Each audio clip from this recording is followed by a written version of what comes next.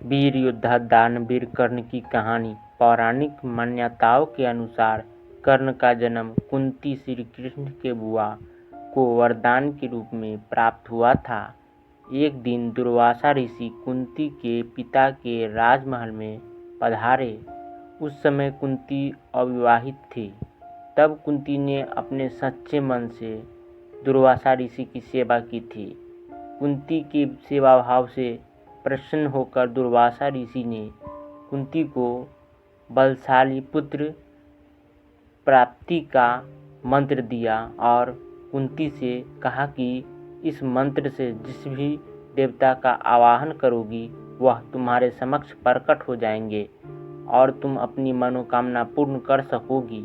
एक दिन कुंती ने उत्साहपूर्वक यह देखने के लिए कि सूर्यदेव का ध्यान लगाना शुरू किया कि यह मंत्र काम करता है या नहीं। तभी सूर्य देवता प्रकट हो गए और कुंती से वरदान मांगने को कहा। तब कुंती ने कहा कि देव, मैं तो उत्सुकतावश आपका आवाहन कर दिया, मेरी कोई मनोकामना नहीं है। तब सूर्यदेव ने कुंती से कहा, मेरा आना व्यर्थ नहीं हो सकता है। मैं तुम्हें एक तेजस्वी बलशाली पुत्र प्रदान करता हूँ। और यह कहकर सूर्यदेव अंतर्ध्यान हो गए। तभी कुंती के सामने एक तेजस्वी बालक था और वह सूर्य की तेज की भांति चमक रहा था। वह कानों में कुंडल और कवच पहने हुए था। लोक लज्जा की वजह से कुंती ने उस बालक को एक टोकरी में रख कर नदी की धारा में बहा दिया। उसी नदी के तट के किनारे कुछ दूरी पर हस्तिनापुर राज्य के रथी महाराज धृतराष्ट्र का सारथी अधिरथ और उनकी पत्नी राधा रहते थे। अधिरथ प्रतिदिन की तरह नदी के किनारे बैठे हुए अपना काम कर रहे थे। तभी उनकी नज़र नदी में बहती हुई टोकरी पर पड़ी। अधिरथ ने वह टोकरी नदी से बाहर निकाल लिया। उस टोकरी में एक सुंदर बालक रो रहा था। अधिरथ उस बालक को लेकर अपने घर गया। उस बालक को देखकर अधिरथ की पत्नी राधा बहुत ही खुश हो गई और उस बालक को अपने सीने से लगा लिया। वह इस बालक को पाकर फूले न समा रही थी, क्योंकि उसकी कोई संतान नहीं थी। वह प्रतिदिन ईश्वर से प्रार्थना करती कि उसे एक संतान दे। वह मनोकामना अब पूर्ण हो गई थी। उस बालक का नाम कर्ण रखा। कर्ण को अपनी माँ राधा के नाम से राधे कहकर भी पुकारा जाता है। कर्ण को अस्त्र शस्त्र चलाने में गहरी रुचि थी। वह अपने पिता से अक्सर जिद किया करता था कि वह भी गुरुकुल जाकर युद्ध कला सीखना चाहता है, पर उसके पिता यह कहकर उसकी बात को टाल दिया करते थे कि वह एक सुतपुत्र है और यह उसके भाग्य में नहीं लिखा है।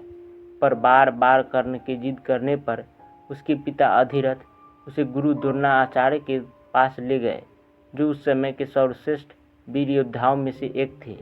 गुरु द्रोण सिर्फ कुरुवंश के राजकुमारों को ही शिक्षा देते थे, जिसके चलते उन्होंने सूत पुत्र कर्ण को शिक्षा देने से इनकार कर दिया, क्योंकि कर्ण एक सारथी का पुत्र था और द्रोण क्षत्रियों को ही शिक्षा देते थे।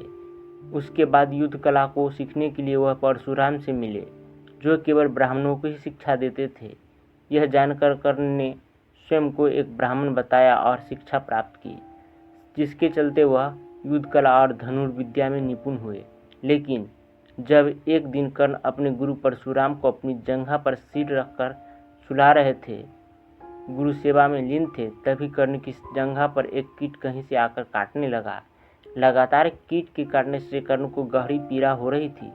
पूरी जंघा लहूलुहान हो गया था, पर कर्ण वहां से उठकर अपने गुरु की निंद्रा में विघ्न नहीं डालना चाहता था।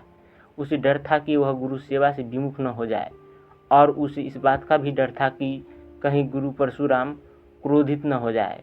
इसलिए कर्ण दर्द सहन करता रहा। कर्ण के जंघा से रक्त की धारा बह रही थी, जो कि गुरु परशुराम के माथे को रक्त भिगा देता है, जिससे गुरु परशुराम की निंद्रा खुल गई। गुरु परशुराम ने देखा कि कर्ण की जंघा में गहरी घाव है और रक्त की धारा बह रही है। तब गुरु परशुराम ने क्रोधित होकर कर्ण से कहा कि हे कर्ण, तुमने मुझे छला और ठगा है और मुझसे झूठ कहा है कि तुम एक ब्राह्मण हो, परंतु तुम्हारी इतनी सहन शक्ति देखकर मुझे पूर्ण विश्वास है कि तुम एक क्षत्रिय हो, क्योंकि एक क्षत्रिय ही इतनी पीड़ा सहन कर सकता है। तुमने झूठ के बल से विद्या प्राप्त की है, इसलिए मैं तुम्हें श्राप देता हूँ कि जिस समय तुम्हें सबसे अधिक इस विद्या की आवश्यकता होगी उस समय तुम इस विद्या को भूल जाओगे। कर्ण बार बार विनती करता है और कहता है कि वह क्षत्रिय नहीं है, क्योंकि कर्ण को भी यह बात पता नहीं था कि वह एक क्षत्रिय है। परंतु गुरु परशुराम कहते हैं मेरा अनुभव गलत नहीं हो सकता है, और उसे यह कहकर गुरुकुल से बाहर निकाल देते हैं। कर्ण निराश मन से गुरुकुल से चला जाता है, परंतु उसके मन में गुरु परशुराम की बात घर कर लेती है कि वह एक क्षत्रिय कैसे है, अगर है तो उसे पता क्यों नहीं है, क्योंकि उसे भी विश्वास था कि गुरु परशुराम की बात असत्य नहीं हो सकता है।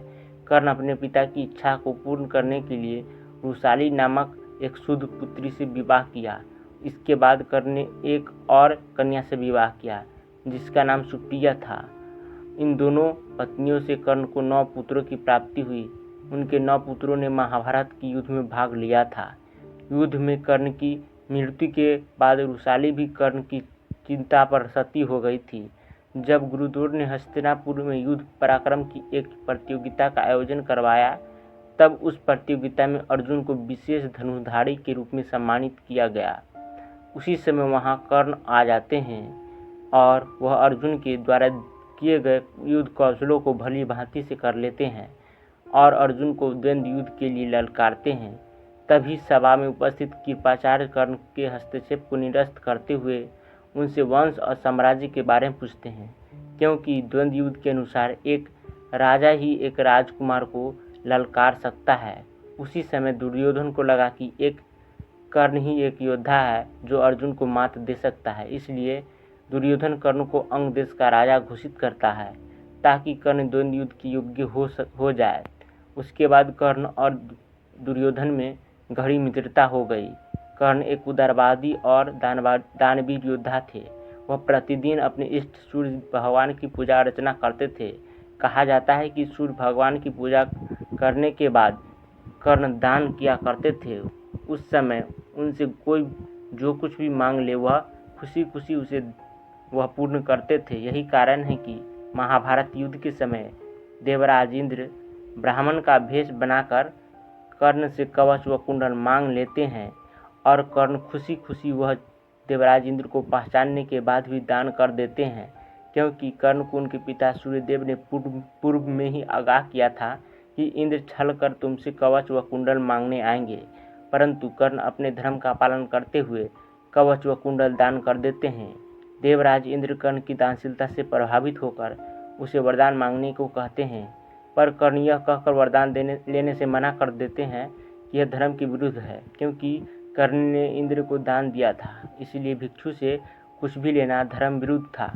फिर भी देवराज इंद्र ने कर्ण को एक ऐसा अमोघ बाण दिया प्रदान किया था कि वह जिस पर भी इसका प्रयोग करेंगे, चाहे वह देव हो, दानव, गंधर्व या मनुष्य कोई भी हो, वह निश्चित ही मृत्यु को प्राप्त होगा। कर्ण एक दिन शिकार कर रहे होते हैं। गलती से एक ऋषि की गाय की हत्या कर्ण के बाणों से हो जाती है।